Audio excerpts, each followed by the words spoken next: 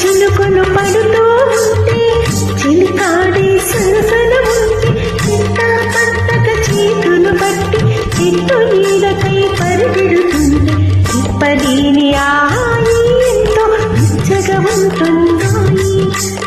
ఇప్పలేని ఆయి ఎంతో వెచ్చగా ఉంటుందోయి ఉరుములు పెళ్ళ పెళ్ళ ఉరుముతూ ఉంటే మెరుపులు తల్ల తల్ల మెరుస్తూ ఉంటే చెరుపు చెరుపులో చెల్లి కన్నులలో ఇద్దర చూపులు కనబడుతుంటే చెప్పలేని ఆహాయి